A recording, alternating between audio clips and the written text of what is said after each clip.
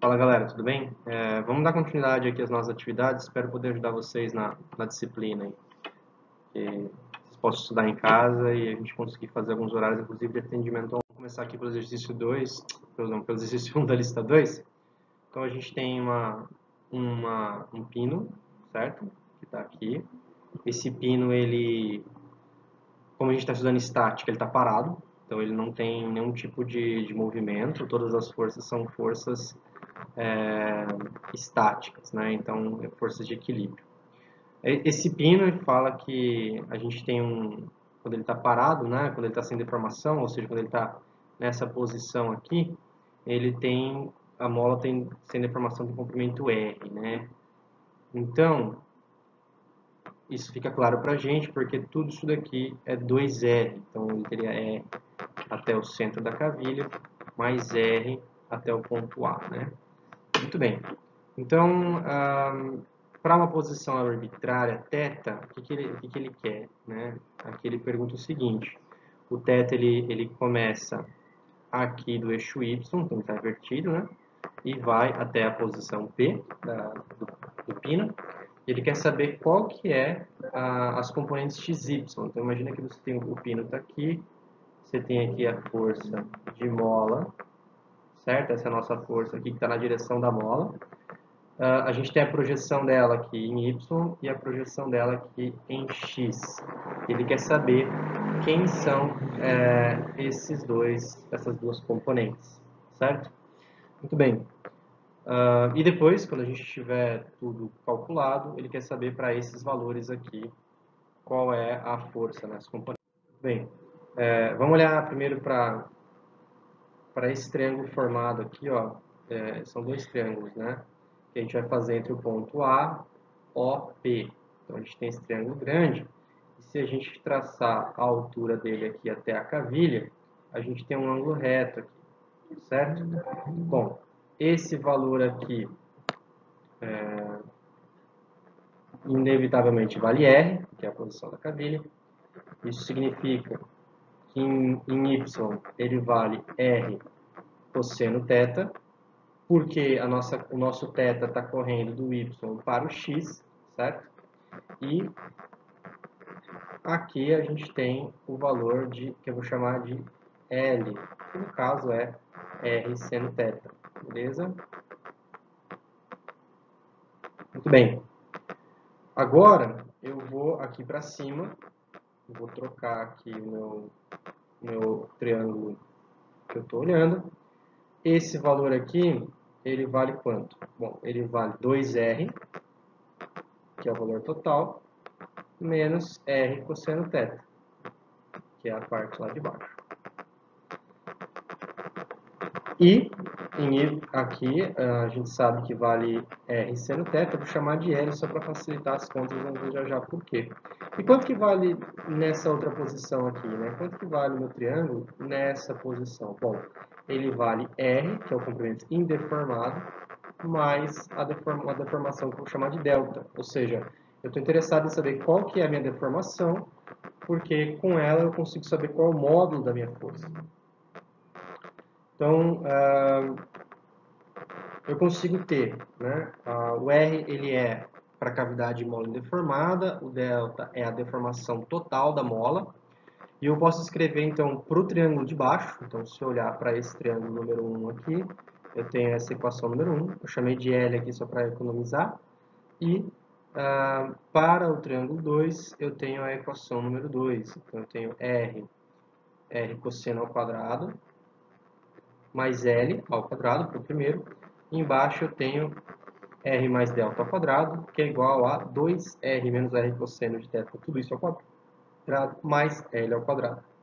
Se eu pegar essa primeira equação, multiplicar por menos 1 e somar com a equação de baixo, né? Eu estou fazendo uma composição linear aqui, eu vou ter esse perfil, né? O L vai sumir, o R seno θ, enfim. E fazendo as simplificações, porque aqui tem um R e esse R quadrado vão cortar, e esse R cosseno θ com esse R cosseno θ, quando esse cara for ao quadrado, vai cortar também. Então, eu vou chegar nessa equação, eu posso reescrevê-la em θ. Então, eu tenho aqui em θ que é a minha incógnita. O resto eu conheço, então eu conheço tanto o raio quanto o ângulo da posição. Dá um jeito de ler, instrumentei o meu sistema, consigo saber. Então, qual é a minha deformação? É o seguinte. Então, vamos lá. Vamos calcular esse delta. Aqui está a nossa equação do segundo grau. Basta que eu resolva para as duas, né? Já coloquei aqui as duas por causa do mais e do menos aqui. Mas vai ficar menos b, que é menos 2r.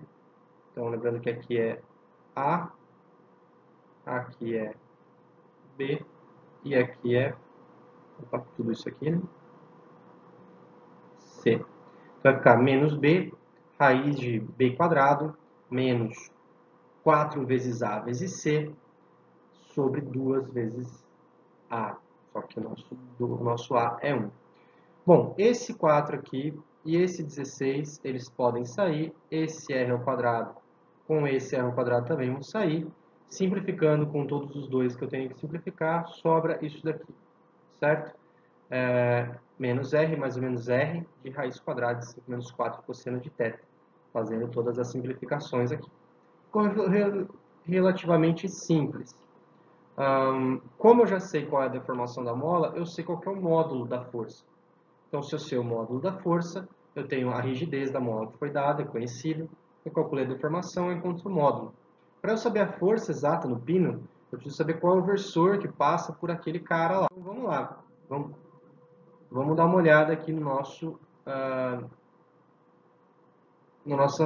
nosso versor.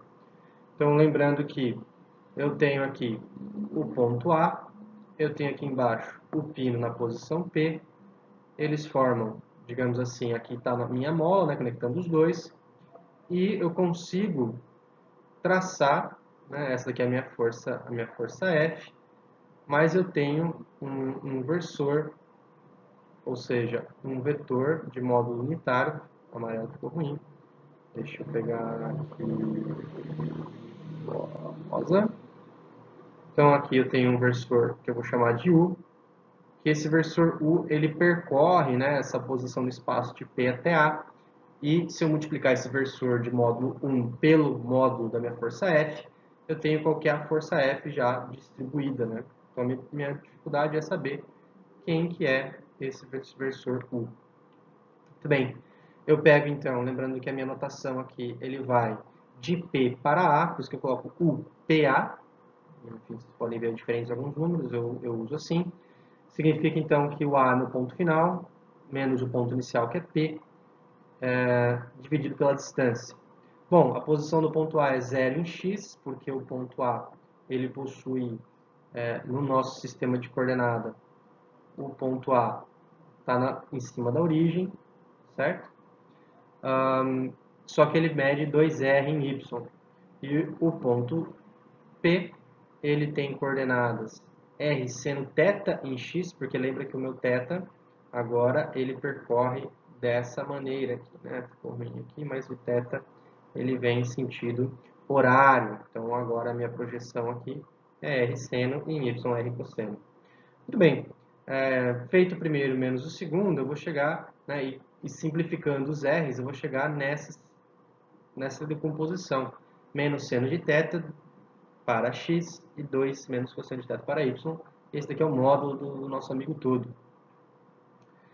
Tendo esses caras em mãos, eu consigo pegar então a minha mola já, digamos assim, vetorial. É o módulo que eu já tenho vezes esse versor. O módulo é k vezes o delta. O k está aqui. Esse daqui é o meu delta. E esse daqui são as componentes do meu versor U. Agora é só eu avaliar. Então, o exercício pedia, dessa maneira o exercício pedia quem era o F, né? Então, meu F ele é todo esse bacana aqui. Para eu avaliar, eu vou escolher o delta 1 positivo, porque o negativo está representando outra parte que não faz muito sentido. Eu vou inverter, né? Vou transpor o meu gráfico, então a condição geométrica que eu quero é A positivo. Então, força da mola, K, substituo todos os valores necessários aqui, vou chegar nesse valor de força de mola. Lembrando que no gabarito estava menos 102, é erro de aproximação. Se você deixar, no caso aqui eu fiz o código em MATLAB, eu vou disponibilizar para vocês no e-disciplinas o código que eu usei. Então ele não faz aproximações, ele não trunca na terceira ou quarta casa, ele usa todas as casas. Por isso que às vezes dá uma diferençazinha aqui, mas isso aqui não é nem 1%, né? Um pouco menos de 1%. Então, essa é a nossa resolução do exercício 1.